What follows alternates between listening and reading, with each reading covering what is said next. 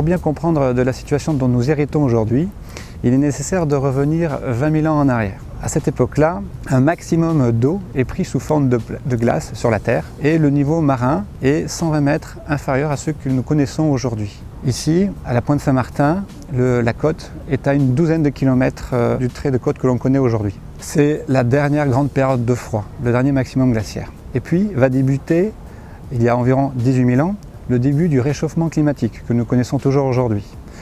L'océan va remonter en l'espace de 13 000 ans de moins 120 mètres à moins 10 mètres. Alors durant cette période de réchauffement, les glaciers vont fondre et libérer énormément de sable qui va partir dans les fleuves et rivières pour arriver jusqu'à la côte. Arrivé à la côte, ces sables sont pris en charge par la dérive littorale qui en Aquitaine est de nord-sud. Le sable va se répartir de façon régulière sur tout le long de la côte jusqu'au premier contrefort des Pyrénées.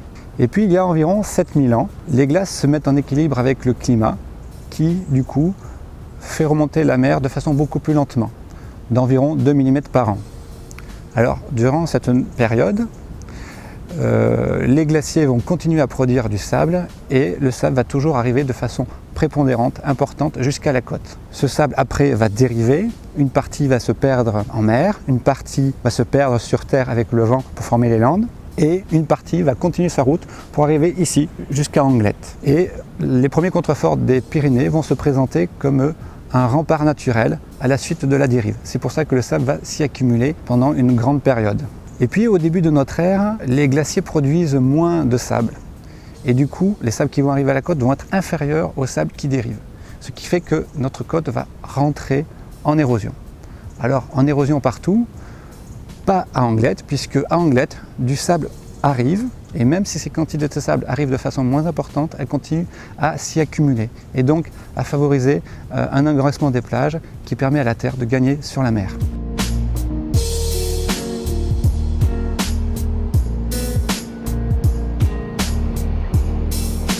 À partir de 1578, Louis de Foix détourne le fleuve Adour pour le ramener de Vieux-Boucau à Bayonne. Il fait creuser un canal de 1800 mètres de long pour le faire sortir exactement à Anglette. Ainsi, on peut voir que sur une période de 300 ans, les ingénieurs feront construire toujours plus à l'ouest des digues pour endiguer le fleuve, car avec la dérive du sable nord, les sables s'accumulent à l'embouchure, débordent les digues et viennent inonder le fleuve en sable et obstruent le passage. Donc les ingénieurs sont obligés de construire des digues toujours plus en avant vers la mer pour que l'Adour continue à faire chasse d'eau dans ce sable. Un autre exemple de l'avancée de la Terre sur la mer, c'est la tour de guidage.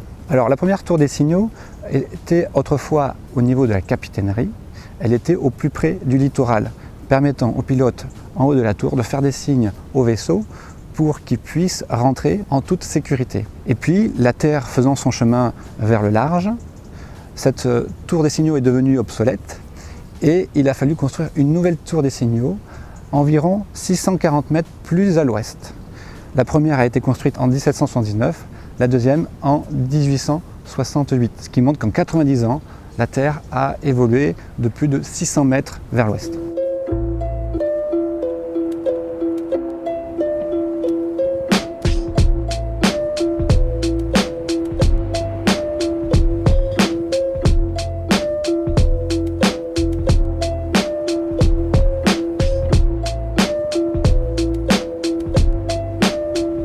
Au sud de la côte Angloï, la grotte de la Chambre d'Amour est un exemple de l'avancée de la Terre sur la mer. En 1806, quand Jean Thor passe à Anglette, Jean Thor, médecin, botaniste, géologue, il fait le constat qu'on peut pénétrer dans la grotte de la Chambre d'Amour uniquement à marée basse et qu'à son entrée, elle fait à peu près 5 à 6 mètres de haut. 30 ans plus tard, M. Morel, autre géologue, passe et constate que la grotte s'est ensablée. Tellement ensablée que pour y rentrer, il faut ramper sous la voûte pour y accéder. Au niveau de la baie de la Petite Chambre d'Amour, pareil, vous avez les falaises qui sont courbées, rongées par l'océan, qui donnent cette forme de demi-arc. Alors il faut imaginer qu'il y a 300 ans, la mer venait de taper dans ces falaises et là, avec le même phénomène d'ensablement, la mer a reculé et a laissé ces falaises pour mortes, puisque depuis, elles n'évoluent plus. Quand Jean Thor passe, il dit que pour accéder à cette petite baie, on est obligé de passer uniquement à marée basse au bout de la pointe de la petite Chambre d'Amour, puisqu'à l'époque, la route de transfert n'existait pas. Les ingénieurs ont estimé, autant au nord de la côte angloïque qu'au sud, que la côte a pris en moyenne 3 mètres par an durant plus de 2 à 300 ans.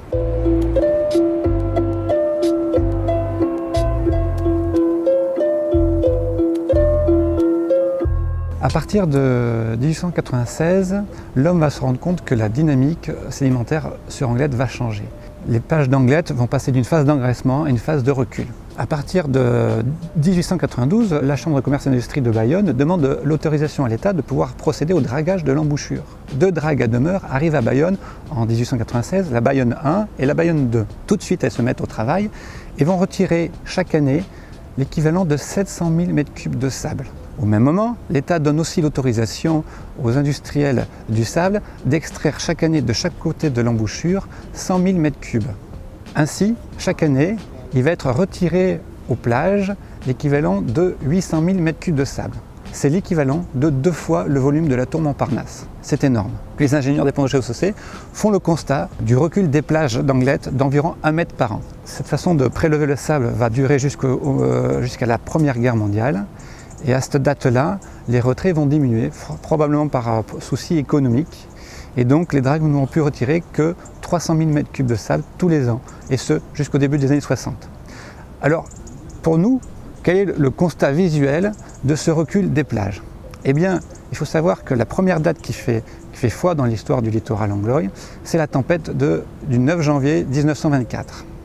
Lors de cet événement, à la petite Chambre d'Amour, le premier établissement de bain construit en 1884 va être rayé de la carte et le quai qui est devant va être emporté, laissant une faille de 10 mètres de haut dans le bourrelet du Ner.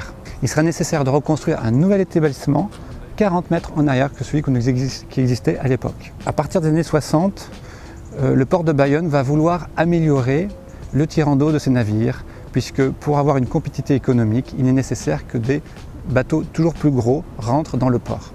C'est ainsi qu'un projet de digue et contre-digue va voir le jour afin d'éliminer la barre pour que les bateaux puissent rentrer en toute sécurité. Sauf que l'argent manque et en fait une seule digue va être gardée, la digue nord, de 1100 mètres de long, qui reste aujourd'hui l'ouvrage d'art le plus important en Aquitaine. Alors effectivement ça marche, les bateaux plus grands montent parce que le tirant d'eau est meilleur, parce que la barre a quasiment disparu. Sauf qu'il y a un problème, c'est que maintenant il y a un contre-courant qui s'est créé devant les plages d'Anglette et qui prend le sable et le pousse 2 fois plus vite à l'embouchure de la Dour. Ce qui fait que les ingénieurs sont obligés de faire travailler les dragues 2 fois plus qu'avant. Et donc on revient à retirer à nouveau 700 à 800 000 m3 tous les ans, comme on le faisait au début du siècle. La grande différence par rapport au début du siècle, c'est que les contributeurs en sable, autrefois, c'était le sable qui venait des Landes, le sable qui venait de la Dour et un peu le sable d'Anglette. Aujourd'hui, avec la grande digue du Boucau, le seul et unique contributeur, ce sont les plages d'Anglette, parce que le bassin versant de la Dour, lui non plus, ne produit plus de sable. Donc à chaque fois qu'on pioche du sable à l'embouchure, c'est du sable qui vient des plages d'Anglette. Dans ce constat dramatique, les propriétaires privés du front de mer vont porter un procès contre l'État, alors propriétaire du port, devant le tribunal administratif de Pau. En 1974, le tribunal rend son verdict et rend responsable l'État à hauteur de 80% des érosions littorales d'Anglette. Fort de cette décision, la DDTM de Bayonne prend à sa charge la problématique, fait arrêter toute extraction littorale au nord et au sud de l'embouchure, fait construire 6 épis rocheux au sud d'Anglette pour empêcher le sable de remonter vers la Dour et met en place le clapage côtier.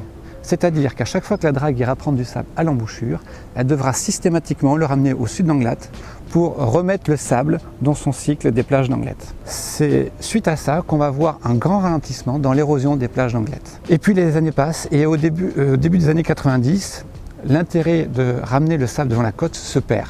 Les dragues vont ramener de moins en moins de sable et on va passer de volume de 80 à 15% de volume au début des années 2000.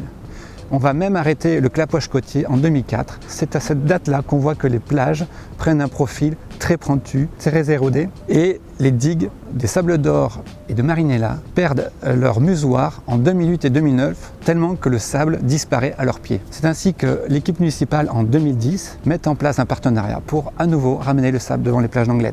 Chaque année, c'est une drague qui vient 2 fois par an. Si il fait beau, elle va pouvoir amener le sable. S'il ne fait pas beau, elle sera obligée d'amener le sable au large par sécurité, car la houle empêche le navire de se rapprocher. Et c'est en 2015 que l'on voit arriver la drague Ondara, que l'on peut voir derrière moi dans le fond, qui va dès son arrivée se mettre au travail, et tout de suite, la première année, elle va ramener 96% de sable. L'année suivante, 99%, et la dernière, en 2017, elle est arrivée à faire le record de 100% de sable clapé sur la côte. Donc des records de sable ramenés à la côte.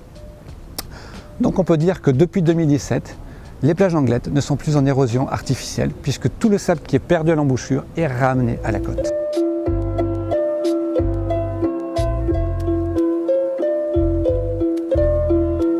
Maintenant qu'on maîtrise l'érosion artificielle grâce à la drague Ondara, demain le nouveau challenge c'est de lutter contre le réchauffement climatique car celui-ci va s'accélérer dans le temps et même si aujourd'hui la drague Ondara ramène 100% du sable, elle fige les plages en l'état qu'elles sont aujourd'hui. Et donc pour lutter contre cette montée des eaux à venir, il va nous falloir du sable.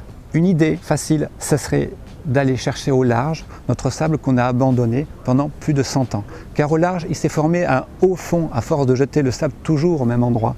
Et donc aujourd'hui, techniquement, il est réalisable d'aller chercher ce sable et de le ramener à nos plages. Car ce sable nous appartient, il y a juste qu'à le piocher. Et si on ramène ce sable, eh bien, ça permettra de lutter contre l'érosion liée au réchauffement climatique. Voilà, donc c'est ça le challenge de demain, pour lequel on va militer dans les prochaines années.